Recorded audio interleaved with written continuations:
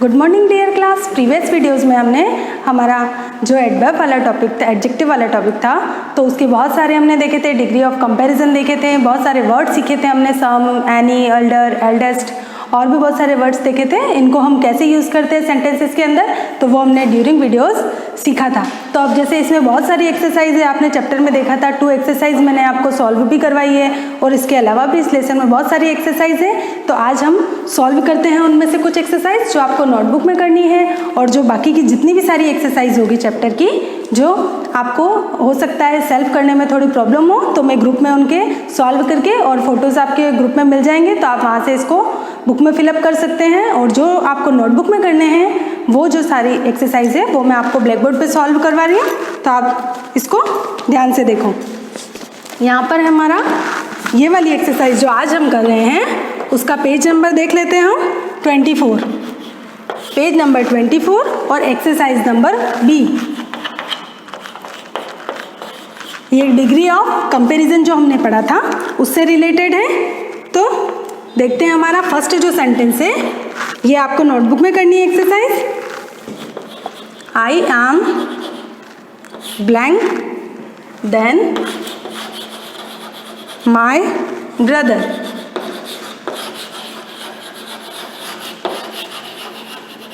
यहाँ देखिए हमको ब्रैकेट में कौन सा वर्ड दिया हुआ है, strong, STRONG, strong.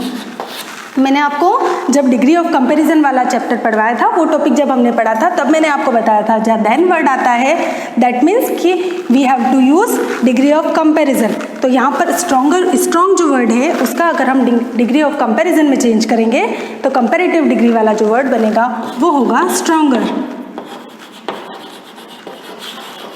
I hope आपने वो जो सारे वर्ड्स उस बुक में आपके दे रखे हैं चैप्टर में, तो वो आपने देखे होंगे कि 3 फॉर्म्स में इन वर्ब्स को हम कैसे बनाते हैं, कैसे चेंज करते हैं इन वर्ड्स को।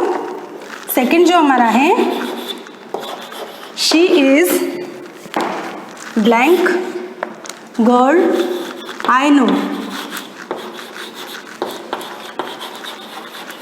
ब्रैकेट में जो हमारा वर्ड दे रखा है वो है लकी।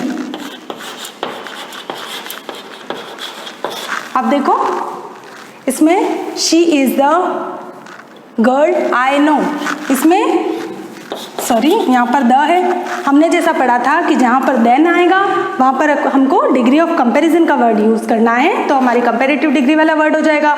और जहाँ पर द वर्ड आ जाता है, दैट मीन्स हमको सुपरलेटिव डिग्री यूज़ करनी है। तो ये दोनों आपको डिफरेंस मैंने उस दिन ड्यूरिंग वीडियो समझाए थे, कि आपको ईजिली फाइंड आउट हो जाएगा कि कोई भी सेंटेंस रीड करके आप को पता लगेगा कि कौन सा कंपैरेटिव डिग्री का है और कौन सा सुपरलेटिव डिग्री का है। तो जहाँ द वर्ड आ जाएगा, दैट मीन्स इजी है कि हमको सुपरलेटिव डिग्री यूज़ करनी है, लकीएस्ट।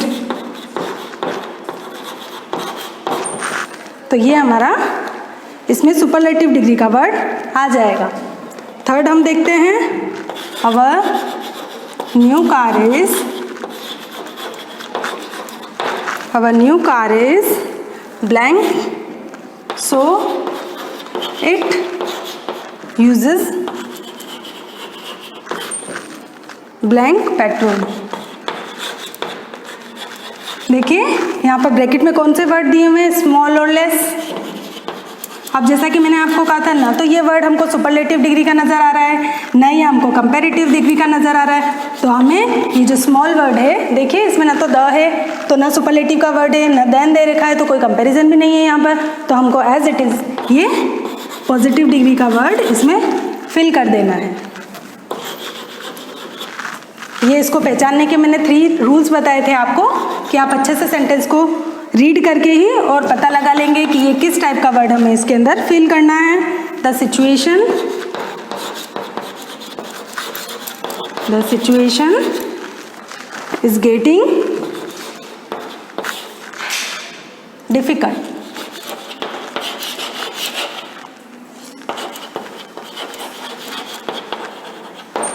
इसमें जो वर्ड दे रखा है हमको, डिफिकल्ट वर्ड हमारा ब्रैकेट में है, तो इसमें हमको the situation is getting, sorry एक वर्ड मिस हो गया इसमें, गेटिंग। कंटिन्यू है इसमें, तो हमको इसमें डिग्री ऑफ कंपैरिजन यूज़ होगा। डिफ़िकल्ट वर्ड को अगर हम कंपैरेटिव डिग्री में यूज़ करेंगे तो हम क्या लिखेंगे? Difficult, more difficult and most difficult.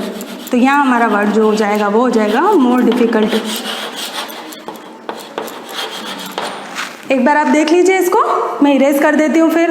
First में है स्ट्रॉन्गर, सेकंड में है लकीएस्ट, थर्ड में है small and less as it is positive degree है, एंड जो सेंटेंस नंबर 4 है उसमें हमारा मोर डिफ़िकल्ट।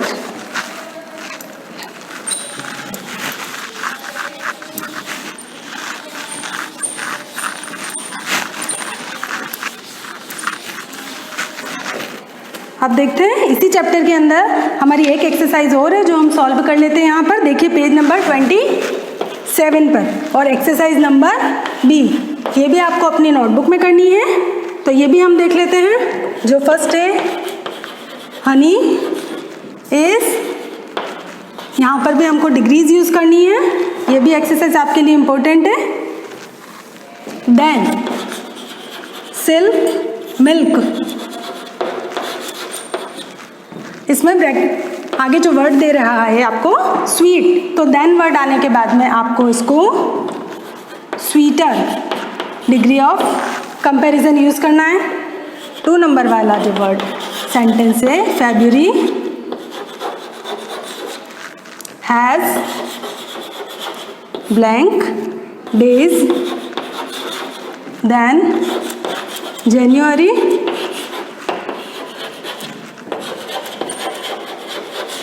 इसमें भी देखिए same as than word use हो रहा है, तो फ्यू के प्लेस पर आपको इसकी जो डिग्री चेंज होगी वो होगी फ्यूअर डिग्री ऑफ कंपैरिजन।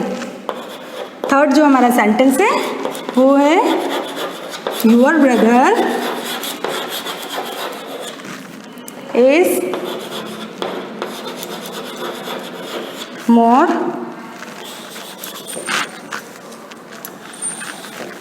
ये हमारा ब्लैंक है, देन यू।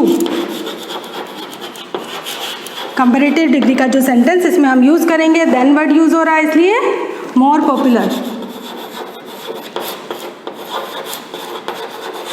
हम इन वर्ड को किसके अकॉर्डिंग चेंज कर रहे हैं? जो हमारे ब्रैकेट में वर्ड दे रखे हैं उनको हम डिग्रीज में चेंज करके लिख रहे हैं। 4 देखिए ऑनेस्टी इज द, यहाँ द वर्ड आ रहा है जैसा कि हमने सीखा था पहले। द वर्ड के साथ आपको हमेशा सुपरलेटिव डिग्री यूज़ करनी है, तो गुड की जो सुपरलेटिव डिग्री होगी वो होगी बेस्ट, द बेस्ट। नेक्स्ट हमारा है 5th, the road of Chandigarh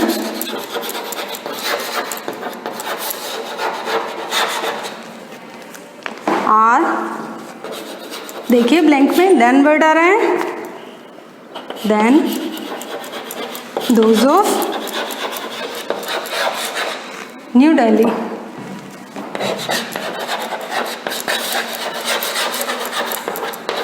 देखिए यहाँ पर क्या वर्ड बन जाएगा इसका? वाइडर। वाइड वर्ड से जो हमारा वर्ड इसमें बनेगा वो होगा वाइडर, क्योंकि यहाँ पर देन यूज़ हो रहा है। 6 हमारा है Yusuf is a blank man. यहाँ पर ना सुपरलेटिव डिग्री है ना कंपैरेटिव, तो यहाँ पर जो हमारा वर्ड बनेगा वो हो जाएगा same as positive degree RELIABLE reliable. तो सेम एज इसमें पॉजिटिव डिग्री का वर्ड है, कोई भी चेंज इसमें नहीं करेंगे। एक बार आप सारे देख लीजिए, मैं इरेज कर देती हूँ उसको। कुछ सेंटेंस और है हमारे।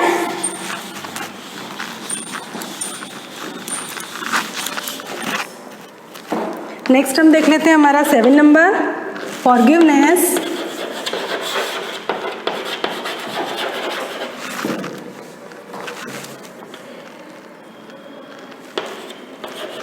Is blank than revenge. Word देखिए ब्रैकेट में कौन सा बन रहा है? नोबल। देन आने पर इसका हम बनाएंगे मोर नोबल। नेक्स्ट हम हमारा देख लेते हैं 8, life is blank here as in any city। अब यहाँ पर सुपरलेटिव कंपैरिजन कुछ भी नहीं है, तो यहाँ पर हम as it is hectic word, positive degree का वर्ड यूज करेंगे। लास्ट हम देख लेते हैं, blank girl will be given the first prize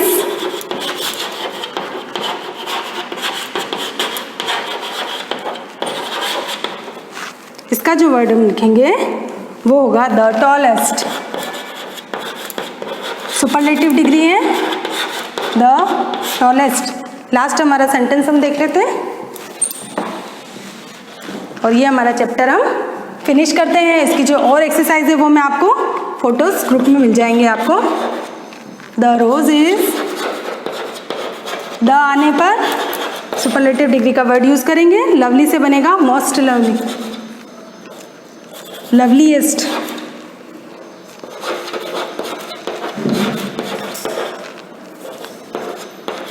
loveliest of all flower.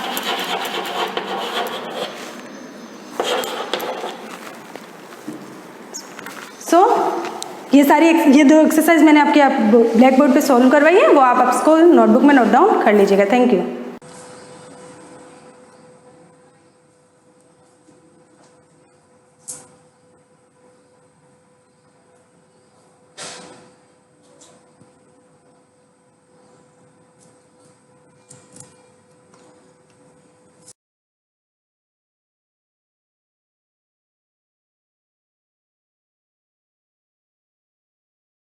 Hello student, good morning, welcome in class. Last time मैंने आपको 2.2 में 5th तक 6th तक क्वेश्चन करवा दिए थे कंप्लीट, क्लियर। जिसमें आपको सम थी, और नंबर बताए थे कि किस टाइप से आपको उसको सम करके लिखना था, तो वो मैंने आपको क्लियर करवा दिया था। अब आपके नेक्स्ट क्वेश्चन है 7th, आपको ड्रॉप करना है, ट्रू फॉल्स स्टेटमेंट नहीं करने आपको।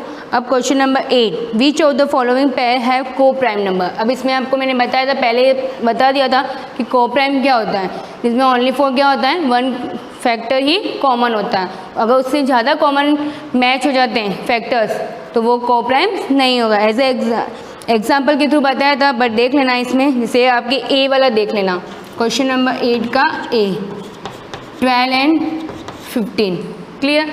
अब इसमें आपको फर्स्ट क्या करेंगे, फैक्टर ऑफ 12, 1 2 3 4 6 एंड लास्ट है 12, क्लियर। जो भी 12 के टेबल में जो भी जिससे भी डिवाइड हो रहा है वो मैंने फैक्टर लिख दिए, ठीक है। अब ऐसे ही आपके फैक्टर ऑफ 15, 1 3 5 देन आपके हो जाएंगे लास्ट डायरेक्टली 15, क्लियर। अब इसमें देखना मैच करना है हमें।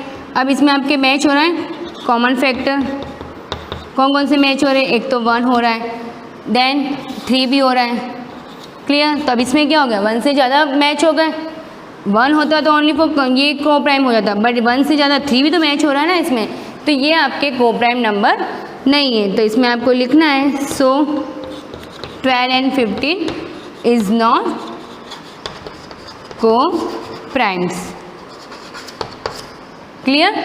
इस टाइप से आपको इसको सॉल्व करना है कि आपको फैक्टर फाइंड करके मैच करना है कि कॉमन मैच जिसमें ओनली फॉर 1 का ही हो रहा हो तो वो क्या हो जाएगा, को प्राइम, क्लियर। तो आपको रिमेनिंग क्वेश्चन आपको ट्राई करने हैं B and C. Yes, next question देखना, 9 फिल इन द ब्लैंक्स नहीं करने। Question number 10, write the first 5 even number. अब इसमें आपको क्या करना है, फर्स्ट 5 इवेंट नंबर कौन कौन से हो जाएंगे, 2 4 6 8 10, क्लियर। ये भी आप लिख देना। List all prime number less than 100 with 100 and ending with 3। अब इसमें आपको ये बताना है कि जितने भी प्राइम नंबर है वो भी 100 से लेस दें, क्लियर। और जिस एंडिंग विथ 3 मतलब जो 3 से एंड हो रहा है, 3 से एंड का मीन्स क्या होता है, जिसकी यूनिट डिजिट लास्ट में 3 आती हो। 1 डिजिट होती है, 1 प्लेस डिजिट, तो उसके लास्ट में क्या आती हो, 3 आती हो। तब ऐसे कौन कौन से प्राइम नंबर हैं, आप टेबल चेक करो, उसमें देखो कौन कौन से प्राइम नंबर है। तो उसमें फर्स्ट क्या आ रहा है, देखो इसे नंबर स्टार्टिंग करते हैं हम।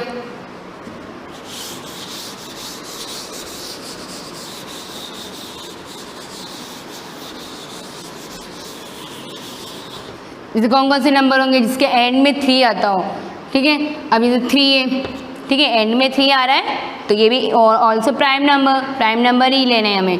Next 13, clear. 13 के बाद हमने ले लिया नेक्स्ट 23, क्लियर, एंडिंग आना ना 3।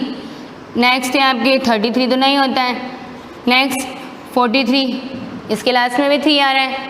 नेक्स्ट है आपके 53, इसके लास्ट में 53 आ रहा है। नेक्स्ट है आपके 53 के बाद 63 नहीं हो, 63 तो प्राइम नहीं है, क्लियर। देन है आपके 73 ऑल्सो प्राइम, तो इसके एंडिंग में भी 3 आ रहा है। नेक्स्ट 83, क्लियर, 83 भी किसी भी टेबल में नहीं आता है। नेक्स्ट है आपके 93 तो प्राइम से प्राइम नहीं है, ठीक है, डिवाइडेड बाय 3। नेक्स्ट है आपके 93 तक हो गया ना, हाँ हमें 103 ऐसे तो लेना ही नहीं है बिकॉज 100 से लेस देन ही लेना है। तो ये आपके जितने भी हैं ये सब क्या हो गए, एंडिंग विथ 3, और ये जितने भी सब थे क्या थे, प्राइम नंबर। तो ये आपके क्वेश्चन नंबर 11 का आंसर, क्लियर। अब आपके नेक्स्ट है कि list the prime factor, list all the pairs of 2 digit prime which have the same digit. अब इसमें आपको ये बताना है कि इसमें प्राइम्स नंबर बताने हैं। List all the pairs of 2 digit primes, 2 digit prime बताने और which have the same digit. ऐसे मतलब पेयर बताने हैं 2 डिजिट के, 2 डिजिट के पेयर बताने हैं और जिसमें क्या होते हैं, सेम डिजिट होनी चाहिए। क्या हो जाए, 2 डिजिट के होने चाहिए पेयर और उसमें सेम डिजिट का मीन्स, इसे आपको बता देती हूँ बोर्ड पर, और दोनों प्राइम ही होनी चाहिए, ये भी ध्यान रखना। ऐसे कौन से प्राइम होंगे जो सेम डिजिट के होंगे और प्राइम भी होंगे और दोनों पेयर लेना है। तो जैसे फर्स्ट हम क्या ले लेंगे, जैसे 13 ले लिया, ठीक है। अब मैंने 13 का अपोज किया, मीन्स क्या 31 ले लिया, और 2 डिजिट के ही प्राइम, ये 2 डिजिट के ही ना। तब इसमें देखो ये 13 हो गया और ये 3, अब ये सेम डिजिट की, जैसे 31 3 और ये 3 1 हो गया और दोनों प्राइम भी हो गए, तो ये एक पूरा क्या हो गया, पेयर बन गया ना एक। अब और नेक्स्ट पेयर देखो 37, ठीक है, 37 और क्या हो जाएगा 73, ये भी एक पेयर है, ये भी एक पेयर हो जाएगा ना 37, इसका जैसा अपोज किया तो क्या होगा 73, क्लियर। नेक्स्ट आपके 79, ठीक है, 79 इसका मैंने किया तो 97, ये भी एक पेयर बन सकता है 79 और 97, ये भी जैसा अपोज हो गया, मतलब सेम डिजिट होनी चाहिए, ये ध्यान रखना, इसमें डिजिट सेम होने चाहिए, ठीक है। तो इस टाइप से और भी देखना, हाँ 31 ये हो गया, 70 37 73 79 67, और कौन सा पेयर हो सकता है जिसके सेम डिजिट हो, हाँ ये 3 ही है, ठीक है, 30 31 37 और 73 और 79 और 97, और भी कुछ हो तो देख लेना, बाकी ऐसे आपको सेम नंबर लेने, क्लियर, यस। नेक्स्ट देखना, हाँ इसमें शायद एक नंबर और है, हाँ 17, वो भी तो है 17 और 71, ये भी प्राइम नंबर है, यस। ये देखना 17 और 71, ये भी जैसे मैंने अपोज किया 71 आ गया, तो ये भी आपके क्या हो गया, प्राइम नंबर, क्लियर। तो 4 पेयर से आपके, तो इसमें 70 और 70 अपोज कर दिया, तो ऐसे 2 डिजिट के ऐसे पेयर है जिनमें सेम डिजिट होती है और ये दोनों प्राइम भी है, क्लियर। ये आपके क्वेश्चन नंबर 12 का आंसर, क्लियर। अब नेक्स्ट है आपके right first 5 multiple of the following number. अब इसमें ये बताना है कि फर्स्ट 5 मल्टीपल, मैंने बताया था मल्टीपल क्या होते हैं, एज ए टेबल लिखा, नेक्स्ट टेबल लिखना आपको। तो 17 का पूछा है, तो 17 के नेक्स्ट मल्टीपल क्या हो जाएंगे, जैसे 17 के आपको नेक्स्ट मल्टीपल लिखने 5, ठीक है। तो 17 लिख देना मल्टीपल ऑफ 17, ठीक है, ऐसे लिख देना मल्टीपल्स ऑफ 17। अब 17 के टेबल में क्या क्या आ रहा है, 17 तो है ऑलरेडी, उसके नेक्स्ट 5 पूछ, तो क्या हो जाएगा 34 51, ठीक है, उसके बाद हो जाएगा आपके 68, ठीक है, उसके बाद 85 और हो जाएगा 102। इसमें आपको 5 मल्टीपल बताने हैं, तो 34, 51, 68, 85 और 102। तो नेक्स्ट 5 मल्टीपल होगा। ऐसे आपको 3 भी फाइंड करने को बोल सकते हैं, तो इस टाइप से आपको नेक्स्ट मल्टीपल लिखने हैं। तो ऐसे बी वाले में भी देखना 70 है, तो 70 के क्या क्या हो जाएंगे, 70 है, 70। तो इसमें आपको क्या हो जाएगा, 7 का टेबल लिख देना, उसके पीछे 0 0 लगाना, सबसे बेस्ट, ठीक है। तो आपके क्वेश्चन नंबर 13 भी कंप्लीट। नेक्स्ट है आपके देखना 14 आपको ड्रॉप करना है नहीं करना है, ठीक है। अब 15 क्वेश्चन देखना, express each of the following number as a sum of the twins prime. अब इसमें आपको क्या बताना है कि जैसे ऐसे ट्विंस प्राइम नंबर लेने हैं आपको, ठीक है। अब ट्विंस प्राइम नंबर क्या होता है, डिफर बाय 2, जिसके बीच में क्या होता है 2 का डिफरेंस होता है, ठीक है। अब वो ले लिया हमने। और ऐसे ट्विंस 2 प्राइम नंबर, जैसे 2 का ही होता है, पेयर तो 2 का ही होगा, ट्विंस से तो 2 ही का होगा। तो इसमें ये बताना है कि 2 आपको ऐसे प्राइम नंबर लेने हैं जिनके बीच में 2 का भी डिफरेंस हो और उनका सम जो आपको दे रखा है क्वेश्चन में, जैसे 84 दे रखा है, ठीक है। अब 84 दे रखा है तो 84 के लिए हम क्या ले सकते हैं, चेक कर सकते हैं आप 84 के लिए, इसे ट्विंस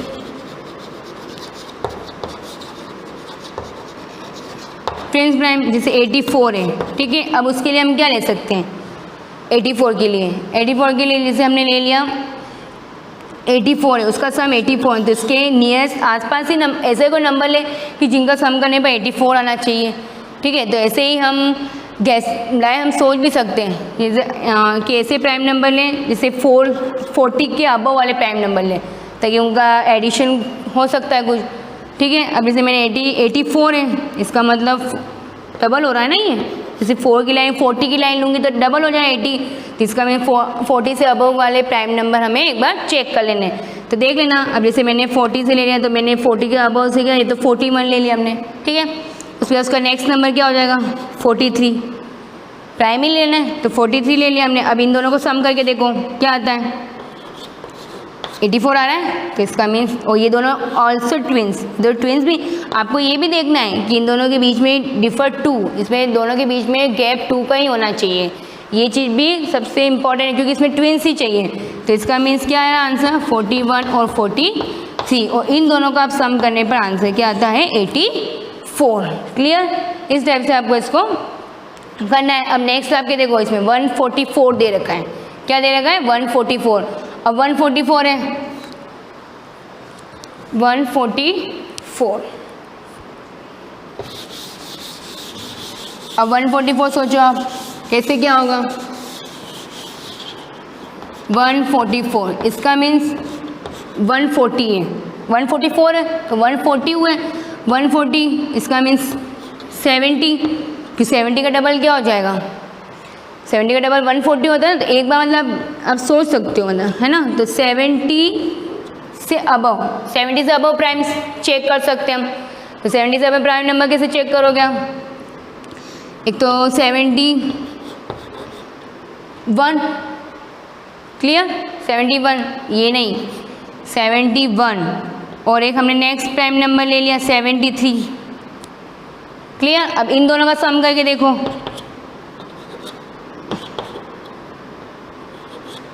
आ गए 144। तो इस टाइप से आपको इसका भी क्या करना है 71 और 73, और ये दोनों क्या है ट्विंस प्राइम, क्लियर। इस टाइप से आपको ये सॉल्व करना है। नेक्स्ट अब देखना, ये आपकी एक्सरसाइज पूरी कंप्लीट हो चुकी है 2.2।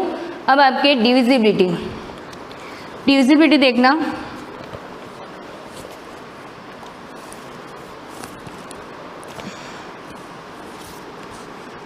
डिविजिबिलिटी टेस्ट का मीन्स क्या होता है, जैसे कोई भी नंबर दे रखा होता है, ठीक है, कि मतलब ये नंबर किस टेबल से डिवाइड हो रहा है, ठीक है। एक तो हम क्या करते हैं जब भी कोई नंबर हम चेक करते हैं कि ये डिवाइड हो रहा नहीं हो रहा, तो उसके लिए हम क्या करेंगे डिवाइड चेक करेंगे। बट आपको यहाँ पर एक मतलब टेस्ट दे रखे हैं कि आप उससे डायरेक्ट भी पता लगा सकते हो कि ये नंबर इस नंबर से डिवाइड हो रहा नहीं हो रहा है, ठीक है। तो हम डिविजिबिलिटी टेस्ट पढ़ेंगे। यहाँ पर देखना, सबसे फर्स्ट है टेस्ट ऑफ डिविजिबिलिटी बाय 2, ठीक है। इसमें आपको 2, 4, 8, 5, 10 दे रखी है, ठीक है, 11 भी है। 7 है। तो हम 1 बाय 1 कंप्लीट करते हैं। सबसे फर्स्ट है टेस्ट ऑफ डिविजिबिलिटी बाय 2। अब इसमें 2 की डिविजिबिलिटी के लिए क्या करेंगे, तो इसमें आपको थोड़ा लिखना पड़ेगा कि 2 की डिविजिबिलिटी आपको डायरेक्ट पता लग रहा है कि जिसके लास्ट यूनिट डिजिट जो होती है, अगर 0, 2, 4, 6, 8 अगर ये आ जाए तो वो डेफिनेटली क्या हो जाएंगे, वो नंबर 2 से डिवाइड हो जाएंगे। तो ये चीज़ आपको लिखनी। तो इसमें कुछ रूल्स हैं वो आप लिख देना। जैसे 2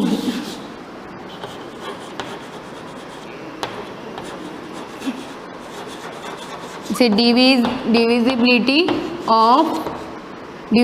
बाय 2, इसे फर्स्ट रूल है आपके, ठीक है, डिविजिबल बाय 2। इसमें आपको लिखना है कि इफ लास्ट यूनिट डिजिट है ना, यूनिट डिजिट 0, 2, 4, 6, 8, ठीक है, अगर ये होगा देन दोज नंबर, मतलब वो नंबर जो भी नंबर होगा वो क्या हो जाएगा, डिवाइड बाय 2।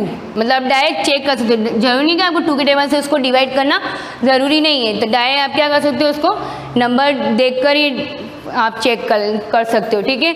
अब आपको नेक्स्ट जो भी डिविजिबिलिटी है वो मैं आपको नेक्स्ट क्लास में कंटिन्यू करूँगी। Thank you.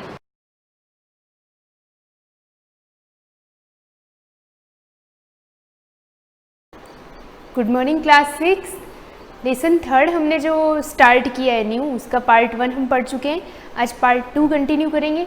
लेसन किसके बारे में था, सेपरेशन ऑफ सब्सटेंसेस, यानी प्योर और इम्प्योर मिक्सचर की बात कर रहे थे हम, कि कौन से सब्सटेंस प्योर होते हैं, कि किसको हम मिक्सचर बोलते हैं। एक से ज़्यादा एलिमेंट या एक से ज़्यादा मॉलिक्यूल अगर किसी चीज़ में जुड़े हुए हो, बहुत डिफरेंट टाइप के 2 मॉलिक्यूल जुड़े हो, डिफरेंट टाइप के 2 एलिमेंट हो, तो उसको हम मिक्सचर बोलते हैं। जैसे एयर जो होता है, air is a mixture of gases. Air का एग्जांपल लेते हैं तो सबसे पहले एयर जो होती है वो गैसेस का मिक्सचर होता है। उसके बाद नेक्स्ट पेज को हम पढ़ते हैं। नेक्स्ट टर्न करोगे आप पेज तो आपको ये टेबल मिलेगी। इस टेबल को कुछ नहीं है, एक्टिविटी समझ के आप कर सकते हो। यहाँ पे दे रखा है कि एक सॉइल है, सॉइल किस टाइप का मिक्सचर होता है, प्योर होता है या इम्प्योर होता है। तो प्योर ऑफ मिक्सचर लिखना है, फिर उसमें कॉन्स्टिट्यूट लिखना है कि आप सॉइल का सैंपल अगर हाथ में लेते हो तो उनमें से कौन कौन सी चीज़ें आपको सेपरेट मिलेगी, यानी कौन कौन सी चीज़ों का उसमें कॉम्बिनेशन होगा जिनको आपको अलग अलग आप उसको ईजिली कर सकते हो। इस तरह से ये सारे हैं, आपसे होता हो। बहुत इजी है वैसे, आप ट्राई करना इसको करने को। इसको कोई नोट्स नहीं बनाने, इसका कोई होमवर्क नहीं है, आपको यहाँ से पढ़ना है। सेपरेशन एंड इट्स नीड, मतलब कौन सी चीज़ों को आपको सेपरेशन करना है, तो इसकी ज़रूरत क्यों पड़ी। अगर हम किसी चीज़ को सेपरेट नहीं करते तो क्या होता। Separation means removing one thing from the other और the act is separating one substance from the other. Separation वो टेक्निक है जिसमें से एक सब्सटेंस में से कोई अदर टाइप का पार्टिकल, अदर टाइप का मॉलिक्यूल हो, ऐड हो गया हो, तो उसको हमें अलग कर देना है from the other. You must have observed many instance of separation in your house. For example, आपने देखा होगा, छोटे से लेवल की बात करें तो आपने बहुत सारे एग्जाम्पल दिए होंगे जिसमें चीज़ों को आप सॉर्ट करते हो। घर में भी बहुत सारी चीज़ें होती है जो है ना, आपके घर में आपके पेरेंट्स, आपकी मम्मा, आपकी दादी, ग्रैंड मदर जो होते हैं वो कुछ चीज़ों को सेपरेट करते हैं बार बार। घर में नॉर्मल खाने पीने की भी कोई चीज़ आती है, जैसे वेजिटेबल आता है, तो उसमें से भी कई बार जैसे ग्रीन स्पिनच आता है तो उसमें से दूसरी लीव्स भी आ जाती है ना, दूसरी वेजिटेबल की। तो अननेसेसरी या अनवांटेड जो चीज़ है उसको हम उसमें से सॉर्ट आउट करते हैं, उसी को बोलते हैं सेपरेशन। यहाँ पे जैसे दे रखा है, we remove small stones from pulse और rice before cooking. We remove small stone before cooking, मतलब ये कि आपको पता होगा कोई भी चीज़ खाना बनाते हैं घर में तो उससे पहले घर में आई हुई हर चीज़, हर ग्रेन्स, हर पल्सेस, हर अनाज जो होता है उसको हम सॉर्ट आउट करते हैं। यानी घर में आने वाली नॉर्मल पल्सेस और ग्रेन्स भी होते हैं या राइस भी होता है, तो उसको पकाने से पहले बिफोर कुकिंग हम उनमें से कुछ स्मॉल स्टोन यानी कंकड़, पत्थर, पेबल्स, स्टोन जो होते हैं उन चीज़ों को हम उसमें से सॉर्ट करके निकाल देते हैं, नहीं तो वो हमारे माउथ में आएंगे, हमको उसको च्यूइंग करने में दिक्कत हो जाएगी। इसलिए हर चीज़ को सेपरेट आउट या सेपरेशन करना ज़रूरी होता है। नेक्स्ट है, we filter out tea leaves before tea is served. Filter out tea leaves, हम चाय पीते हैं ना, एक कप टी बनाते हैं अगर, तो उस टी को बनाने से पहले हम सारी चीज़ें अंदर डालते हैं। टी, एक cup of T is a mixture. एक कप चाय भी होती है तो वो मिक्सचर होता है, उसके अंदर वाटर होता है, मिल्क होता है, शुगर होता है, टी होती है, है ना, और जिंजर डालते हैं हम ऊपर से फ्लेवर के लिए। तो वो सारी चीज़ें हमारे माउथ में आएगी तो हमको कैसा लगेगा, अच्छा नहीं लगेगा। खैर शुगर तो वैसे डिज़ोल्व हो जाती, तो वो तो माउथ में आने का सवाल नहीं उठता। पर दूसरी चीज़ें जैसे जिंजर डाल रहे हैं या टी लीव्स डाल रहे हैं, तो उनको सॉल्ट करने के लिए हम चाय को कप में डालने से पहले हम उसको क्या करते हैं, छानते। तो वो चीज़ होती है filtration. We filter out tea leaves before tea is serve. Tea serve करने से पहले हम टी को फिल्टर करते। तो ये एक सेपरेशन की टेक्निक या मेथड हो गया। थर्ड है farmers remove husk from the grains before they are stocked in marketed. मतलब ये कि फार्मर्स जो होते हैं वो हमारे ग्रेन्स में से हस्क का मतलब है चाप, जो छोटे छोटे डस्ट पार्टिकल होते हैं, छोटा छोटा चारा जो होता है, उसको हम अपने ग्रेन्स में से सेपरेट करवा देते हैं ना। फार्मर खुद कर देते हैं, घर में आने के बाद हम डबल करते हैं। तो वो चीज़ें क्यों, क्योंकि उसको मार्केट या स्टॉक करने से पहले उन चीज़ों को हटाना ज़रूरी होता है। अगर हम सपोज़ इन चीज़ों को निकालते नहीं है ना, हमारे उसमें से अगर हमने इन चीज़ों को नहीं निकाला तो छोटे छोटे माइक्रो ऑर्गेनिज्म ग्रो कर जाते हैं। आपने सुना होगा ना, जब भी घर में गेहूँ आते तो नए सीज़न में, जब मई जून में जब भी गेहूँ आते घर में, तो उसको छन्नी से छालते। क्यों छानते? अगर वो नहीं छानेंगे तो उसमें हस्क रह जाएगा, उसमें छोटे छोटे डस्ट पार्टिकल रह जाएंगे। अगर डस्ट पार्टिकल उसमें रह गए तो क्या होगा, छोटे छोटे माइक्रो ऑर्गेनिज्म अंदर ग्रो करने लग जाएंगे। नेक्स्ट है मिल्क और curd is turn to separate butter. Milk और, हाँ ये चीज़ भी आपने देखी होगी, जब भी घी बनाते हैं ना, बटर मक्खन घी निकालते हैं ना, तो घी में से उन चीज़ों को अलग करते हैं, मक्खन को अलग करते हैं, फिर उस मक्खन को छाछ में से अलग करते हैं, फिर उसको घी बनाते हैं। तो वो चीज़ें मिल्क और curd is turn to separate butter. Cotton is ginned to separate seeds from the fibre. Cotton जो होता है उसको भी फाइबर से अलग किया जाता है। कॉटन का प्लांट होता है, आपको पता है, कॉटन जो कपास होता है वो भी एक प्लांट पे लगता है। उसमें से सीड को अलग करते हैं, उसमें कुछ फाइबर्स होते हैं, पत्तियाँ होती हैं, क्योंकि वो प्लांट प्रोडक्ट है तो उसमें कुछ छोटी छोटी लीव्स भी होती है, तो उन सारी लीव्स को रिमूव करते हैं। वो चीज़ें separation is needed when one substance is mixed with the other at random and it undesirable. Separation इसलिए ज़रूरी होता है क्योंकि एक सब्सटेंस में जब दूसरा सब्सटेंस ऐड होता है, रैंडमली हो, अचानक हो जाए, और वो सब्सटेंस जो दूसरा ऐड हुआ है हमारे काम के सब्सटेंस के अंदर, वो हमारे लिए क्या होता है, अनडिजायरेबल, यानी अननेसेसरी, अनवांटेड, जो जिसकी हमें ज़रूरत नहीं होती। It help in removing impurities और harmful component of the mixture. मतलब ये कि रिमूविंग इम्प्योरिटीज़, इसलिए सेपरेशन नाम की टेक्निक से हम किसी भी चीज़ को प्योर बना सकते हैं। This way we can group substance of different size according to the requirement. यानी कि ये कि हम अलग अलग जिस तरह से रिक्वायरमेंट होती है उस तरह से सेपरेशन की टेक्निक निभाते हैं। अगर टी कप यानी एक कप टी बना रहे हैं तो उसमें से हमको टी को अलग निकालना है ना, लिक्विड को अलग निकालना है, उसके अंदर हमने जो सॉलिड पार्टिकल डाले उसको अलग निकालना है, तो हम उसको हाथ से नहीं निकालेंगे, हम उसको फिल्टर कर लेंगे, छान लेंगे। उसी तरह से बहुत सारी ऐसी टेक्निक होती है, अलग अलग जैसे जैसे रिक्वायरमेंट होती है, साइज़ के अकॉर्डिंग जिस सब्सटेंस को जैसे अलग निकालना है, हम साइज़ के अकॉर्डिंग उसको टेक्निक को यूज़ करते हैं। जैसे यहाँ पे दे रखे मेथड्स ऑफ सेपरेशन। फर्स्ट है hand picking. This common method of employed of remove undesirable substance from eatable. मतलब ये कि हैंड पिकिंग सबसे फर्स्ट मेथड है, हाथ से अलग करना। मतलब ये कि अनडिजायरेबल या अननेसेसरी चीज़ को आप हाथ से अलग कर रहे हो। हाथ से अलग करने का मीनिंग है, देखो, हाउस वाइफ्स often remove small pebbles, dirt etcetera from pulses, food grain by hand picking. हमारे घर में जो भी ग्रेन्स आते हैं, अनाज आते हैं, पल्सेस, राइस, जो भी काम की चीज़ें खाने की आती है, उनमें से हम छोटे छोटे पेबल्स यानी स्टोन, कंकड़, है ना, डर्ट एटसेट्रा, इन सारी चीज़ों को हम अपने हाथों से सॉर्ट आउट करके निकाल सकते हैं। क्योंकि हमको पता है पल्सेस का जो शेप है उसके डिफरेंट शेप या डिफरेंट साइज़ का अगर कोई कंकड़ पत्थर होगा तो हम उसको इजीली हैंड पिकिंग मेथड से अलग कर सकते हैं। Threshing, it is the process of separating the grains from the plant. मतलब ये कि जब प्लांट ऐसे ग्रो करता है ना, तो उस प्लांट को हम थ्रेसर वाली मशीन में डालकर उससे प्लांट को उस ग्रेन से अलग करते हैं, तो वो प्रोसेस क्या कहलाता है, threshing. Traditionally, plants were placed on a stone and beaten by a stick to remove the grain. Nowadays, is done with the help of machine, which called thresher machine, है ना। ये बोल रहा है कि पहले के टाइम में, एंशिएंट टाइम में, जब थ्रेसर मशीन नहीं हुआ करती थी, तो एक पत्थर होता था, उस स्टोन बड़े से पत्थर या चट्टान पर ग्रेन प्लांट को रख दिया जाता था और उसको किसी बड़े चीज़ से बीटन किया जाता था, बीटन यानी पीटा जाता था, जिससे ग्रेन्स उससे टूटकर अलग हो जाता था।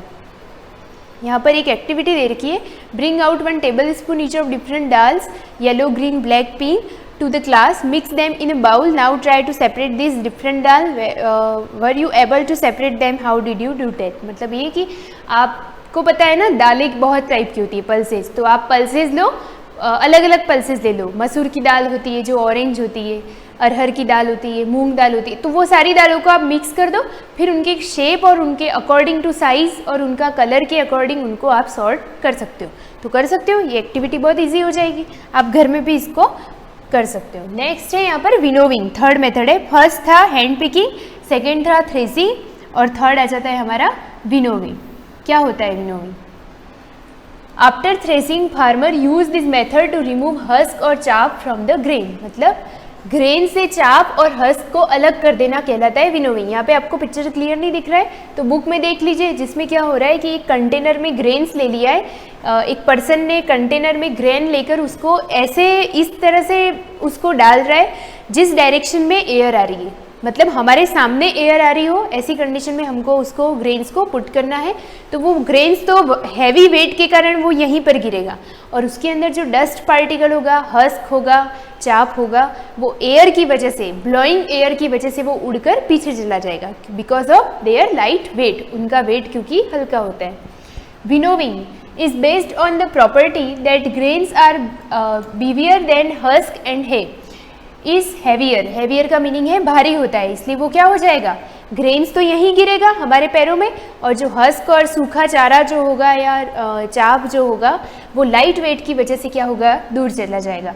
लिखा है method is used when there is difference in weight of the components of a mixture, here heavier and lighter components are separate by wind or blowing air। वही चीज़ मैंने आपको बताई। विनोविंग किस पे बेस्ड होता है? विनोविंग वाला मेथड ब्लोइंग एयर पे बेस्ड होता है, यानी कि हवा चल रही होगी तभी आप इस मेथड को यूज़ कर सकते हो। दूसरी बात ये कि आप इस मेथड को उस चीज़ को सेपरेट करने में लगाओगे जहाँ पर दो कंपोनेंट है, जिसमें से एक कंपोनेंट का वेट लाइट है और दूसरे का वेट कैसा है, हैवी है। तो हैवी वेट वाला यहीं गिरेगा, लाइट वेट वाला ब्लोइंग एयर की वजह से पीछे चला जाएगा। For example to separate wheat grains from husk and hay, यानी वही उसके अंदर जो सूखा चारा होता है husk and hay, farmers drop the mixture from a height. ये बोल रहा है ना कि इसने एक हाइट से मिक्सचर को पोर किया, डाला नीचे। The lighter husk and hay are carried by the wind and from a heap a small distance away. मतलब ये कि ग्रेन्स का तो यहाँ पर ढेर बन जाएगा, हिप यानी ढेर बन जाएगा, और जो छोटे छोटे पार्टिकल्स होंगे हस्क और हे के, the wheat grains being heavier fall almost vertically to form a separate heap. यहाँ पर ग्रेन्स का हिप बन जाएगा और बची हुई जो वेस्ट पार्टिकल होगा जो लाइट वेट का होगा वो पीछे चला जाएगा। नेक्स्ट है एक्टिविटी इसकी। आप इस एक्टिविटी को कुछ नहीं है, आप करके देख सकते हो। एक चेयर पे आप खड़े हो जाओ या स्टूल पे खड़े हो जाओ, आप इस तरह से किसी चीज़ को डालो, जैसे ही यहाँ से एयर आएगी तो वो क्या होगा, हैवी पार्टिकल यहीं गिरेगा और लाइट पार्टिकल चला जाएगा। हैवी पार्टिकल का एक हिप बन जाएगा नियर बाय, अब हमारे आसपास ही। अब है magnetic separation, method number 4, fourth technique है ये मेथड। यहाँ पे दे रखा है मैग्नेटिक सेपरेशन, यानी मैग्नेट की हेल्प से आप कैसे सेपरेशन कर सकते हो। This method is use to separate magnetic component of a mixture from non magnetic component. यानी दो ऐसी चीज़ें ऐड हो गई है जिसमें से एक मैग्नेटिक सब्सटेंस है जो मैग्नेट से अट्रैक्ट होता है, दूसरा ऐसा चीज़ है जो मैग्नेट से अट्रैक्ट नहीं होता है। तो आप उसको बहुत ईजिली कर सकते हो। जैसे कैसे, when a magnet is passed over such a mixture, the magnetic component get stuck to the magnet whereas non-magnetic components are left behind। मतलब ये जैसे यहाँ पर बहुत सारा गार्बेज पड़ा है, अब इस गार्बेज में से आपको आयरन पार्टिकल ढूंढना है, तो आप क्या करोगे, इसके ऊपर एक बड़ा सा मैग्नेट इसके ऊपर घुमा दोगे। घुमाने से क्या होगा, जितने भी आयरन पार्टिकल होंगे, मैग्नेट इतना बड़ा लेना है कि आयरन पार्टिकल बहुत ज़्यादा जल्दी स्टिक हो जाए। तो जैसे जैसे मैग्नेट ऊपर घूमेगा, इसमें से जितने आयरन पार्टिकल होंगे वो सारे आयरन पार्टिकल इससे फटाफट से स्टिक हो जाएंगे। इस तरह से आप आयरन पार्टिकल को अलग कर दोगे, नीचे जो बचेगा वो पूरा क्या होगा, garbage. Iron object can be collected from garbage by using a powerful magnet. अगर कचरे में से आयरन वाली चीज़ निकालनी है, क्योंकि आयरन तो यूज़फुल होता है, उसको हम रिसाइकल करके वापस यूज़ कर सकते हैं। तो इस तरीके से आप मैग्नेटिक सेपरेशन कर सकते हो। नेक्स्ट है activity 4, mix iron filings and sand in a china dish, try to separate them by hand. यहाँ पे क्या देख रहा है, वही चीज़ है कि सैंड, एक चाइना डिश में सैंड लो, रेत, उसमें अगर मिक्स आयरन पार्टिकल होंगे तो उसको यहाँ पे रख दो। अब इसके ऊपर मैं ये क्या लिखा है वो नहीं, यहाँ डायग्राम से बता देती हूँ। अगर आप इसके ऊपर ये मैग्नेटिक सब्सटेंस घुमाओगे तो इस सैंड में से जितने आयरन पार्टिकल होंगे वो इससे स्टिक हो जाएंगे, आपको ईजिली सैंड में से आयरन पार्टिकल मिल जाएगा। इसके बाद का नेक्स्ट क्लास में कंटिन्यू करूँगी। आप इसकी एक्टिविटी को बार बार पढ़ते रहना, रिवाइज करना। Thank you.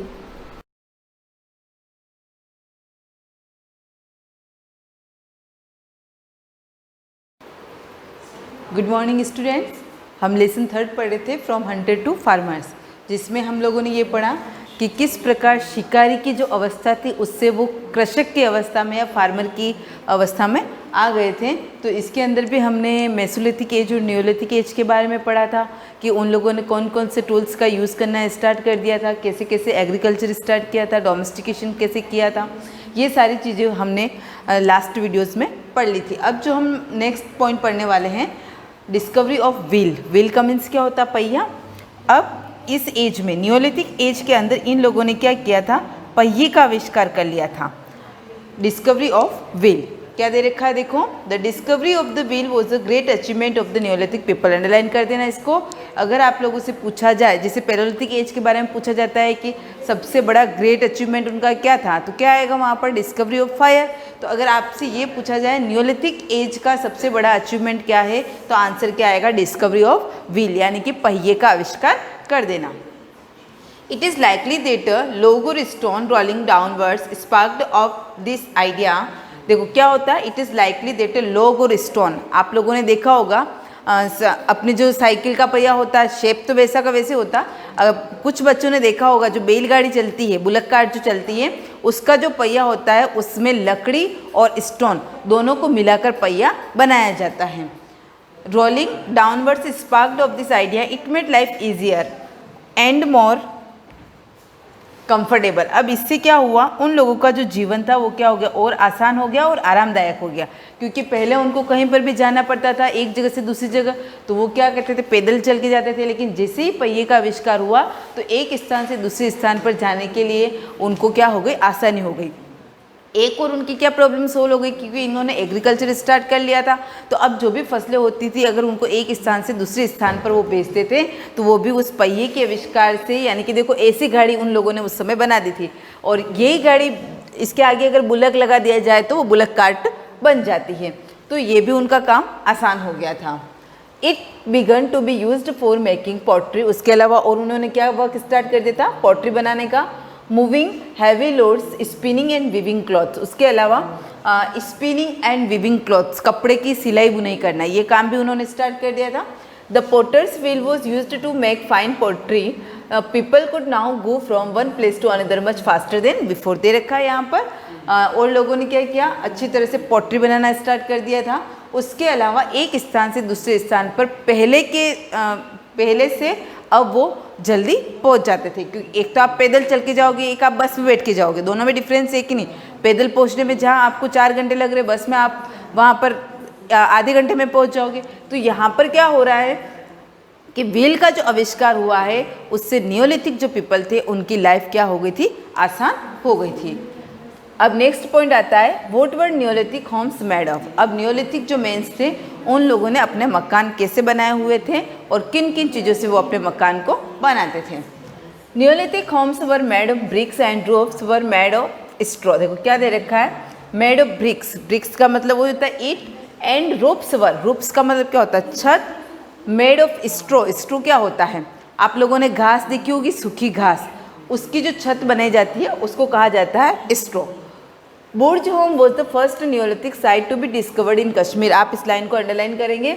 अगर आप लोगों से पूछा जाए कि कौन सी कश्मीर के अंदर नियोलिथिक साइट सबसे फर्स्ट डिस्कवर्ड हुई है, खोज की गई उसके, तो क्या आंसर आएगा आपका, बुर्ज home. The earliest Neolithic homes at Burjom were pits dug below the ground using stone tools. अब देखो क्या दे रखा है, the earliest Neolithic homes in Burjom, वहाँ पर उनके मकान कैसे होते थे, were pits dug below the ground using stone tools. उनके घर के अंदर कह सकते हैं या गड्ढे ऐसे खोद रखे होते थे, तो उसका वो यूज़ करते थे। क्या यूज़ करते थे? The sides of pits were plastered with mud. आप लोगों ने देखा होगा, मैंने लास्ट लेसन में भी बताया था, पहले मिट्टी के ड्रम चलते थे, तो जिनको किससे बनाया जाता था, जिनके चारों तरफ मिट्टी लगाई जाती थी, और उस ड्रम में क्या करते थे, वो अनाज को स्टोर करके रखते थे। उस समय उन्होंने एग्रीकल्चर का वर्क स्टार्ट कर दिया था, तो उससे अनाज तो उत्पादित होता था।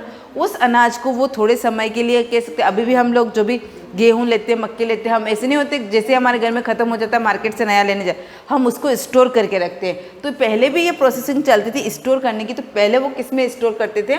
मिट्टी की जो एक ड्रम बना हुआ होता था, जिसको वो बनाते थे और चारों तरफ मिट्टी का लेप लगाते थे, उसमें वो स्टोर करके रखते थे।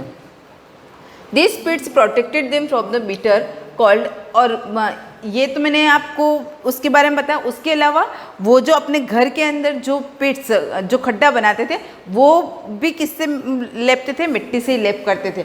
और वो क्या करता था, जब बहुत ज़्यादा सर्दी पड़ती थी, तो उसके अंदर जब वो रहते थे, तो उससे क्या होता था, उनको ठंड कम लगती थी। आप लोगों ने देखा होगा मिट्टी के जो मकान बने हुए होते हैं, आप इसको रहने दीजिए, मैं आपको नॉर्मली समझा रही हूँ। जो मिट्टी के मकान बने हुए होते हैं, आप लोगों ने कच्चे मकान देखा होगा, उसके अंदर अगर आप सर्दी में चले जाते हो तो आपको ज़्यादा गर्माहट महसूस होती है, क्योंकि वो बना ऐसे ही होता है। और अभी जो हम मकान बनाते हैं, मार्बल्स लगाते हैं उसमें, और नई टेक्निक्स का यूज़ करते हैं, तो वो बहुत ठंडे होते हैं। उसकी बजाय अगर आप मिट्टी के मकान में चले जाते हो, तो वहाँ पर आपको वार्म महसूस होगा। दिस पिट्स वर राउंड, कैसे होते थे? राउंड होते थे, नेरो, सकड़े होते थे एट द टॉप, ऊपर से, and wide at the base, उसका जो बेस होता था वो क्या होता था? चौड़ा होता था। Holes discovered around the pits were used to fix poles to give support to roof made from the branches of trees, और उसको सपोर्ट देने के लिए क्या करते थे? ब्रांचेज ऑफ ट्रीज, वही हो गई सूखी घास से, उसको क्या करते थे? ऊपर की जो रूफ होती थी उसको वो ढक लेते थे। Some deeper pits had a few step leading down, और कुछ जो पेट्स होते थे, कह सकते हैं कि पर्टिकुलर बहुत ज़्यादा गहरे भी होते थे। अब दे रखा था रिलीजन। नेक्स्ट पॉइंट क्या है? रिलीजन, यानी कि वो कौन सा धर्म अपनाते थे, क्योंकि उस समय लोगों में ऐसी कोई पर्टिकुलर किसी भगवान के प्रति ऐसी आस्था नहीं थी, पर्टिकुलर किसी भगवान को वो जानते नहीं थे, कुछ नहीं था। तो यहाँ पर वो किसको पूजा करते थे, किसको मानते थे? The Neolithic man was unable to understand certain natural phenomena such as thunder, lightning, earthquake, floods, etc. क्या दे रखा है? नियोलिथिक मैन जो थे, वो कोई भी प्राकृतिक घटना, नेचुरल फोनेमन, कोई भी प्राकृतिक घटना जैसे कि थंडर, लाइटनिंग, वो बिजली चमकना, तूफान आना, अर्थक्वेक होना, बाढ़ आना, ऐसी जो घटनाएं होती थी उनके बारे में वो कुछ भी नहीं जानते थे कि क्या होता है, कैसे होता है। वो जो हो रहा है उसको मान लेते थे कि जो हो रहा है वो हो रहा है, उसको नहीं समझ पाते थे। He therefore worshipped them, he also worshipped nature, लेकिन वो किसकी पूजा करते थे? नेचर, प्रकृति की पूजा करते थे। प्रकृति में किसकी करते थे? ट्रीज, सन, स्नैक्स, किसकी? पेड़ की पूजा करते थे, सूर्य की पूजा करते थे, स्नैक्स, सांप की पूजा करते थे। अब देखो, अगर हम लोगों को आज हम कहते हैं कि हम पीपल के पेड़ की पूजा करते हैं, तुलसी के पेड़ की पूजा करते हैं, तो ये जो थिंक आई है हमारे अंदर ट्रीज़ की पूजा करने की, हम ये मान सकते हैं कि ये जो धारणा है ये इस समय से आई हो हमारे अंदर, कि पहले भी लोग क्या करते थे? ट्रीज़ की पूजा करते थे, सूर्य को अपना देवता मानते थे, अभी भी हम मानते हैं, सूर्य को अर्घ अभी भी हम चढ़ाते हैं। तो वो सारी चीज़ें, सांप को भी बहुत लोग पूछते हैं। तो ये सारी जो थिंकिंग है हमारे उस समय से आई। He no began to think that there was some super power which control all this force. अब ये लोग क्या मानते थे कि यहाँ पर इन सभी को कंट्रोल करने की पावर किसके अंदर है? नेचर के अंदर, ट्रीज, सन, स्नैक्स, इनके अंदर है। This was perhaps the first idea of god that come to him. यहाँ पर लोगों के माइंड में फर्स्ट, मतलब कि उन्हीं को भगवान के रूप में वो पूजा करते थे। Man had thus made great progress in civilisation in this age, he had learn the art of cultivation. इसके अलावा इस एज के अंदर लोगों ने और भी प्रोग्रेस किया था। क्या किया था? Art of cultivation, spinning and weaving, वही कला करना, आर्ट, किसी भी प्रकार कल्टिवेशन के क्षेत्र में। स्पिनिंग एंड वीविंग, सिलाई बुनाई करना, बिल्डिंग हाउसेस मकान बनाना, डोमेस्टिकेशंस ऑफ एनिमल्स, एनिमल्स का पालन करना। But all this things took thousand of years man to learn, लेकिन इन सब कुछ सीखने के लिए लोगों को हज़ारों वर्ष लग गए थे। यहाँ पर अपना लेसन क्या हो जाता है, फिनिश हो जाता है। यहाँ पर हमने ये सीख लिया कि वो हंटर से फार्मर कैसे बन गए थे। अब यहाँ पर आपको एक केस स्टडी दे रखी है मेहरगढ़ की, इसको मैं नेक्स्ट वीडियो में कंटिन्यू करूँगी कि मेहरगढ़ के बारे में क्या दे रखा है और क्या नहीं दे रखा है। बहुत छोटी सी है, लास्ट लेसन में मैंने केस स्टडी आपको नहीं पढ़ाई थी क्योंकि वो बहुत छोटी थी, उसको आप सेल्फ रीड कर सकते हो, वो ऐसे आपके उससे रिलेटेड कोई क्वेश्चन नहीं थे। लेकिन इस लेसन की जो केस स्टडी है उसको उससे रिलेटेड क्वेश्चन बनते हैं, तो इसको मैं नेक्स्ट वीडियो में कंटिन्यू करूँगी। Thank you.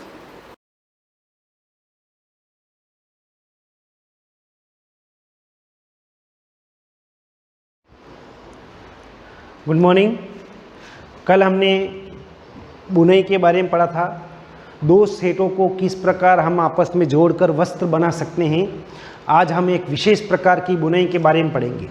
क्या आपने यह ध्यान से देखा कि स्वेटर किस प्रकार बुने जाते हैं? इनकी बुनाई यानी कि निटिंग में किसी एकल धागे का उपयोग वस्त्र के एक टुकड़े को बनाने में किया जाता है। क्या आपने किसी भी फटे हुए मोजे के किसी धागे को खींचकर देखा? जब आप ऐसा करते हैं तो क्या होता है, एकल धागा लगातार खींचा चला आता है तथा वस्त्र उधड़ता जाता है। कहने का मतलब पहले हमने एक बुनाई के बारे में पढ़ा था, वीविंग के बारे में, जिसमें दो सेट आपस में, एक इधर जा रहा है तो दूसरा इधर, यानी कि आपस में इस प्रकार क्रॉस बंध में बने हुए थे। अब इसके अंदर एक विशेष प्रकार की बुनाई, जैसे आपने मोजा देखा, अगर मोजे की कोई एक धागा अगर हम खींचेंगे तो पूरा मोजा उधड़ जाता है, यानी कि एक ही धागों से एक एकल धागा खींचा जाता है तो पूरा ही कपड़ा बाहर निकल जाता है। जैसे देखिए आपने स्वेटर वगैरह जो होता है, ये स्वेटर की बुनाई भी एक ही धागों से हो रही है, जिसमें एकल धागे का प्रयोग किया जा रहा है। अच्छा, वस्तुएं ऐसी बुनाई द्वारा बने वस्तुओं से बुनाई जाती है। इस प्रकार की बुनाई हाथों से तथा मशीनों द्वारा भी की जाती है। अब जैसे ये हाथों द्वारा कर रही, देखो एक ही धागे का उपयोग करके, स्वेटर है, मोजा है, इन एकल धागों से बना है। दोनों प्रकार की बुनाई का उपयोग विभिन्न प्रकार के वस्त्रों के निर्माण में किया जाता है। इन वस्त्रों का उपयोग पहनने की विविध वस्तुओं बनाने में होता है। अब देखो, वस्त्र सामग्री का इतिहास। क्या आपने कभी यह जानने का प्रयास किया कि प्राचीन काल में लोग पहनने के लिए किस सामग्री का उपयोग किया करते थे? आज के समय में हमारे पास में बहुत सारे प्रकार के वस्त्र हैं, उन वस्त्रों का उपयोग करते। प्राचीन काल में क्या होता था? वस्त्रों के विषय में पूर्व प्रमाणों से ऐसा प्रतीत होता है कि प्रारंभ में लोग वृक्षों की छाल, बड़ी बड़ी पत्तियों अथवा जंतु की चर्म और समूर से अपने शरीर को ढकते थे। यानी कि हम कल्पना कर सकते हैं, या हमने पढ़ा होगा या कोई पुरानी मूवी देखी होगी, तो उस समय हमें पता चला कि पुराने जो लोग थे वो वृक्षों की छाल, बड़े बड़े पत्ते अपने शरीर पर ढकते थे। कृषि समुदाय में बसना आरंभ करने के पश्चात लोगों ने पतली पतली टहनियाँ तथा घास को बूनकर चटाइयाँ, डलियाँ यानी कि टोकरियाँ बनाना सीखा। लताओं, जंतुओं की ऊन अथवा बालों को आपस में ऐंठन देकर बड़ी लड़ियाँ बनाई, इनको बुनकर वस्त्र तैयार किए गए। पूर्व में भारतीय रुई से बने वस्त्र पहनते थे जो गंगा नदी के निकटवर्ती क्षेत्रों में उगाई जाती थी। फ्लेक्स भी एक पादप है जिससे प्राकृतिक तंतु प्राप्त होता है। प्राचीन मिस्र में वस्त्रों को बनाने के लिए रुई और फ्लेक्स की कृषि नील नदी के निकटवर्ती क्षेत्रों में की जाती थी। उन दिनों में लोगों को सिलाई करना नहीं आता था। उस समय लोग अपने शरीर के विभिन्न भागों को वस्त्रों से आच्छादित कर लेते थे। वे शरीर को आच्छादित करने के लिए कई विभिन्न ढंगों का उपयोग किया करते थे। सिलाई की सुई के आविष्कार के साथ लोगों ने वस्त्रों की सिलाई करके पहनने के लिए कपड़े तैयार किए। कहने का मतलब पहले जो कपड़ा बनता था वो लोग हर कैसे ही पहन लेते थे, लेकिन सुई के आविष्कार के बाद में उन्होंने सिलाई करना प्रारंभ कर दिया था। यानी कि सुई के आविष्कार के साथ लोगों ने वस्त्र की सिलाई करके पहनने के लिए कपड़े तैयार किए। इस आविष्कार के पश्चात सिले कपड़ों में बहुत सी विविधताएं आ गई। परंतु क्या यह आश्चर्यजनक बात नहीं कि आज की साड़ियाँ, धोतियाँ, लुंगियाँ अथवा पगड़ियाँ का बिना सिले वस्त्रों के रूप में उपयोग किया जाता है। जिस प्रकार समस्त देश में खाए जाने वाले भोजन में अत्यधिक विविधताएं देखने को मिलती है, ठीक उसी प्रकार वस्त्रों एवं पहनने की वस्तुओं में भी अत्यधिक विविधता पाई जाती है। ठीक है, तो आप लोग आज इस लेसन को एक बार पढ़कर इसके क्वेश्चन आंसर आप पूरे कर लेना।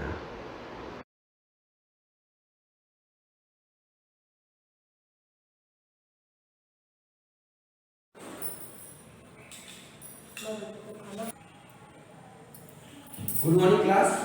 कल अपने प्रश्नावली 1.3 का सवाल नंबर दूसरा कंप्लीट कर दिया था। आज अपना इस प्रश्नावली का लास्ट सवाल है और ये प्रश्नावली खत्म हो जाएगी इसके बाद आपकी। ठीक है, तो प्रश्नावली 1.3 का सवाल नंबर तीसरी के अंदर सवाल नंबर पहला देखिए। ठीक है, ये देखना तीसरे के अंदर 578 इंटू 161, 578 इंटू 161 इकाई का सैकड़ा समीकरण डायरेक्ट देखना। इसके अंदर कोई दिए का नहीं आपको। यहाँ पर नियम का प्रयोग करते हुए निम्नलिखित गुणनफलों का आकलन कीजिए। तो आपको सीधी तरीके इकाई सैकड़ा इसके अंदर सैकड़ा तक आपको डायरेक्ट जाना। तो 578 का सन्निकट मान क्या होगा? 578 का सन्निकट मान आपका हो जाएगा 600। उसी प्रकार 161 का सन्निकट मान क्या हो जाएगा? 200।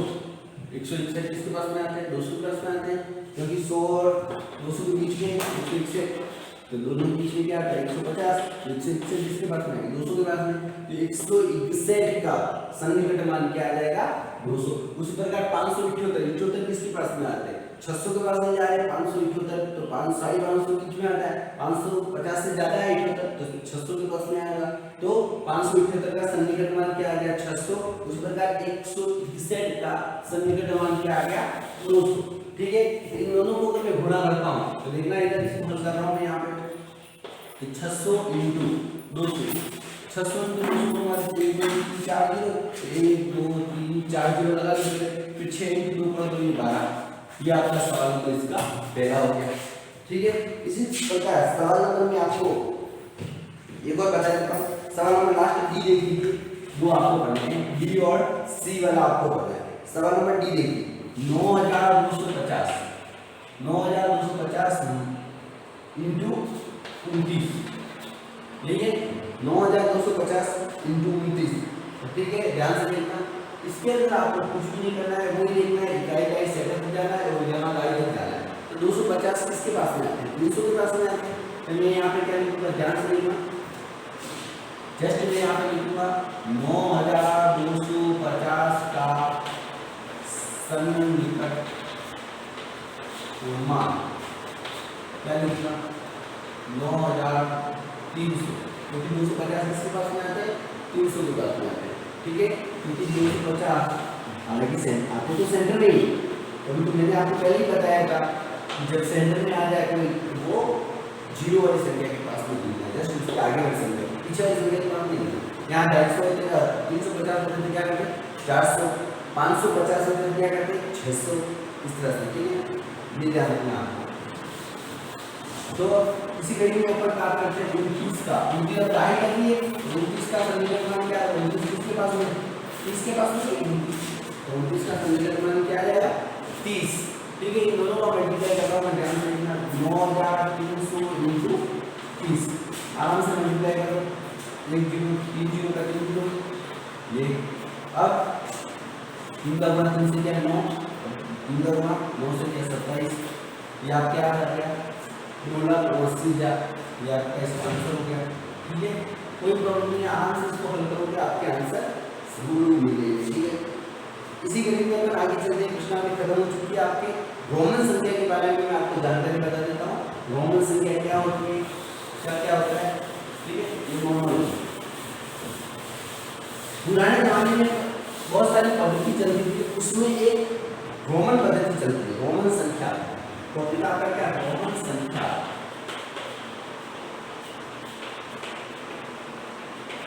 रोमन संख्या, ठीक है। रोमन संख्या में क्या होता है, ये आपकी पुरानी पद्धति है। पुरानी पद्धति में देखो, सबसे पहले मैं आपको बता देता हूँ कि अरेबिक संख्याओं की पद्धति का ही प्रयोग करते।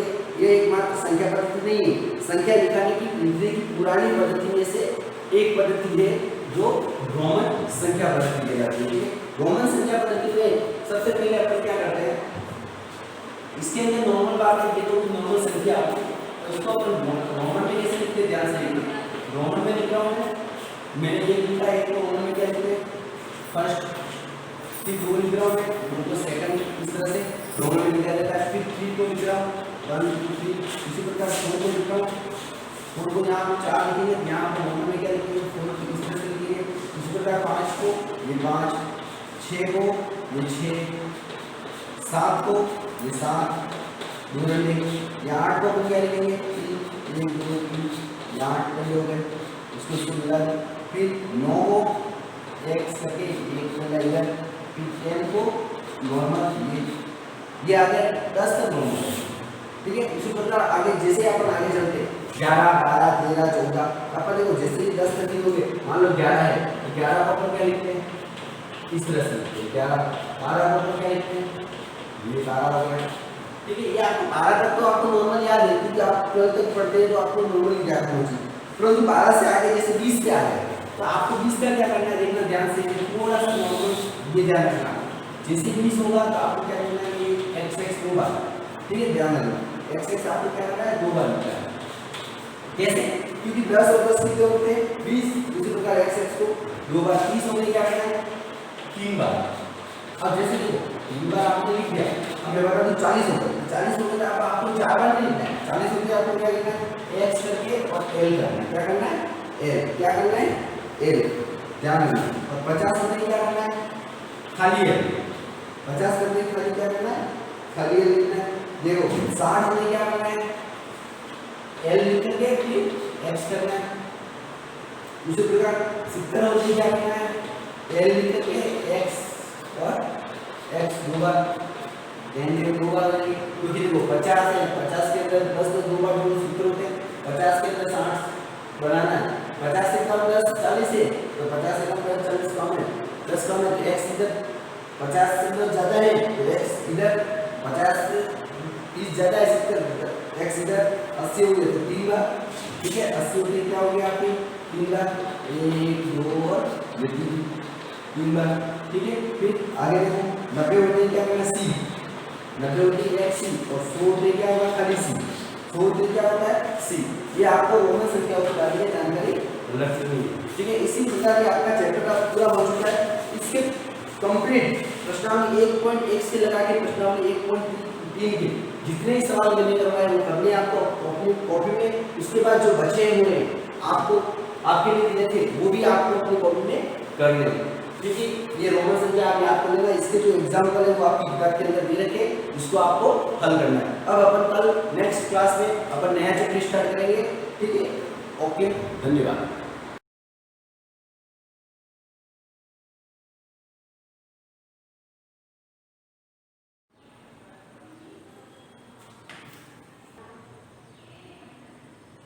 Good morning class. जैसे कि अपन ने पिछले वीडियो के अंदर पढ़ा था कि वही 12,000 वर्ष साल पहले जैसे कि जो जलवायु में परिवर्तन आया था उसके दौरान क्या क्या हुआ था। जलवायु में परिवर्तन आने के बाद में वहाँ पर मैदान बन गए थे, घास के मैदान, जैसे कि घास के मैदान बन गए थे ना, तो उस समय क्या है कि वहाँ पर बहुत गर्मी बढ़ने लग गई थी। और घास के मैदान बनने के साथ साथ में वहाँ पर क्या जो मवेशी वगैरह होते थे, जैसे गाय है, भैंसे हैं, बकरियां हैं, भेड़ें हैं, बारहसिंगा है और हिरण है, इन जानवरों की संख्या जो क्या है ज़्यादा बढ़ने लगी थी। इसके साथ साथ देखिए ये क्या करते थे, ये जानवर जो थे उन घास को खाकर ये अपना जीवन व्यतीत करते थे और उसके सहारे ये जिंदा रहते थे। अब क्या हुआ कि जैसे जैसे ये जानवरों की तादाद यानी कि घास वाले मैदानों के अंदर इनकी संख्या बढ़ी, जो लोग इनका शिकार करते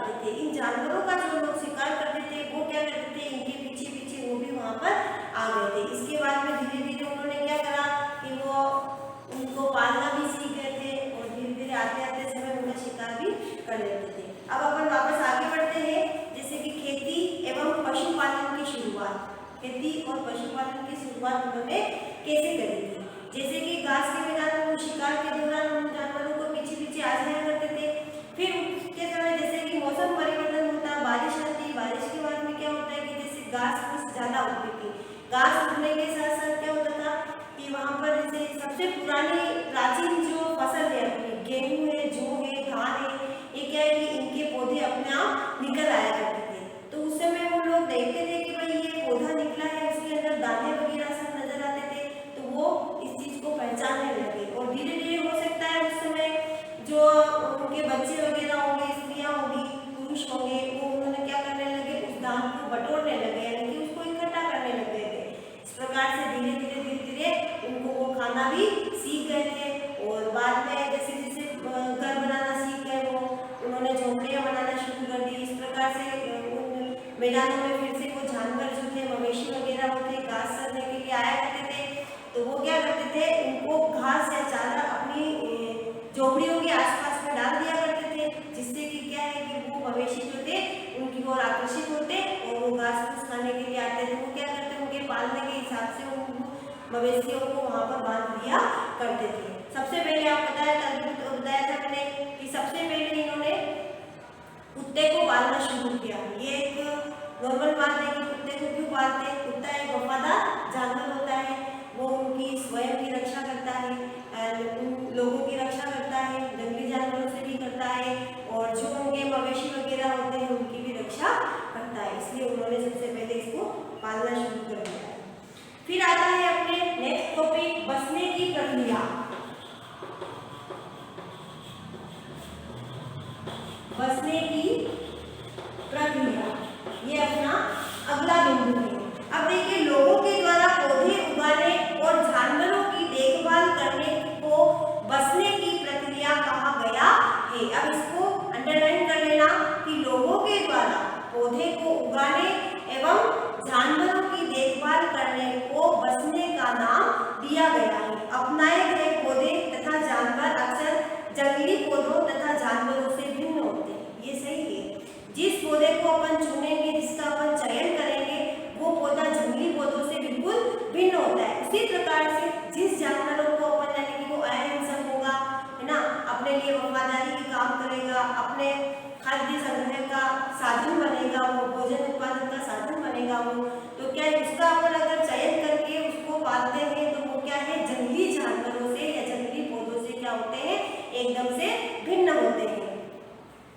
इसकी वजह यह है कि बसने की प्रक्रिया में दिशा में अपनाए गए पौधों या जानवरों का चयन जो है लोग करते थे। अब देखिए, उदाहरण के लिए इसमें आता है कि आमतौर पर लोग उन्हीं पौधों और जानवरों का चयन किया करते थे जिनके की बीमार होने की संभावना कम होती थी। यानी कि वो पहले से अच्छे हुआ करते थे, जानवर जो थे अच्छे हुआ करते थे, उनके बीमार होने की संभावना कम रहती है। बीमार का मतलब ये है कि जैसे कि वो बहुत से जानवर बहुत कमजोर होते हैं, वो जल्दी मर जाते हैं। बहुत से पौधे भी होते हैं, वो क्या है कि अच्छी किस्म के नहीं होते, उन्नत बीज नहीं होता है, तो वो क्या करते हैं, वो भी जल्दी सड़ करके समाप्त हो जाते हैं। इसलिए लोग उस समय उन्नत किस्मों के जो बीज हुआ करते थे उनका चयन करते थे। यही नहीं, लोग उन्हीं पौधों को चुनते थे जिनसे बड़े दाने वाला अनाज वापस पैदा हो सकता है। अभी बताया मैंने कि लोग उन्हीं चीज़ों को चुनते थे जिससे कि बड़े दाने वापस मिले, उन्नत किस्म का बीज हो, बड़े दाने वाला बीज हो, है ना, उसको चुनते थे जिससे कि उनको अधिक मात्रा के अंदर बीज प्राप्त हो सके या उनको धान मिल सके। साथ ही जिनके मजबूत डंठल हो, यानी कि जो पौधा जिसके सहारे खड़ा रहता है उसके ऊपर बीज लगेंगे ना, फलियां वगैरह भी आएगी, ये भी जो भी आते हैं वो दाने निकलेंगे उसमें क्या होगा कि वो पौधे का जो डंठल है, यानी कि उसका तना जो है वो मजबूत होना चाहिए, मजबूत होता है, उसी को चुनते थे क्योंकि उसको उन बीजों का वजन भी वहन करना होता था, उन बीजों को भी उसको संभालना पड़ता था। इसलिए वो ऐसे ही पौधे को चुनते थे जो उन बीजों को बाहर संभाल सके, उनके सहारे टिके रह सके। ऐसे पौधे को संभाल कर रखा जाता था ताकि फिर से उगाने के लिए सुरक्षित हो सके। अब देखो, वो जो धान निकला करता था, वो जो अनाज निकलता था, उनको लोग क्या करते थे, भोजन खाने के काम में तो वो लेते ही थे, है ना, खाने के तत्पश्चात यानी कि जो बचता था उसको अगले वर्ष यानी कि अगली फसल को तैयार करने के लिए वो लोग क्या करते थे, उसको संभाल करके रखते थे, जिसको कि अपन भंडारण का नाम दे सकते हैं। भंडारण करने का मतलब है कि उसको सुरक्षित रखना होता है। इसी प्रकार से जानवरों को भी आगे प्रजनन के लिए चुना जाता था, जो आमतौर पर अहिंसक होते थे। जानवरों को भी इसी प्रकार से वो चयन करते थे कि भाई जानवर मवेशी जो होते थे वो अहिंसक होने चाहिए, हिंसा करने वाले नहीं होने चाहिए, और आगे जाकर के उनके खाद्य संग्रह का उत्पादन का संसाधन बन सके। इसलिए हम देखते हैं कि पाले गए जानवर तथा कृषि के लिए अपनाए गए पौधे जानवर जंगली जानवरों से एकदम भिन्न होते थे। मिसाल के तौर पर देखा जाए तो जंगली जानवरों की तुलना के अंदर पालतू जानवर जो होते हैं उनके दांत और सींग भी क्या होते हैं, छोटे होते हैं। जंगली जानवरों के दांत तीखे होते हैं, पेने होते हैं, चबाने के अलग होते हैं, उनके जैसे चीरने फाड़ने के लिए अलग होते हैं ना, तो ये इनमें फर्क रहता है। देखिए बसने की प्रक्रिया जो है पूरी दुनिया में धीरे धीरे चलती रही है। यह करीब 12,000 साल वर्ष से शुरू हुई है। वास्तव में इस प्रक्रिया से जो आज हम भोजन जो ग्रहण कर रहे हैं, हम भोजन जो ले रहे हैं, ये उस समय की प्रक्रिया से चलती आ रही है। और जो गेहूँ है, जौ है, धान है, ये क्या है कि बहुत प्राचीन फसलें हैं। ये इस चीज का उपयोग वो मानव भी करते थे और आज दिन तक भी हम करते आ रहे हैं। तो ये हमारे खाद्य का एक प्रमुख संसाधन है। उसी तरह से सब पालतू जानवर बन गए और जानवरों में भी कुत्ते, भेड़, बकरी ये सारे आते थे और आज तक भी हम इनको पाल रहे हैं। अब प्रश्न आता है तुम्हारे, बसने की प्रक्रिया से क्या तात्पर्य है?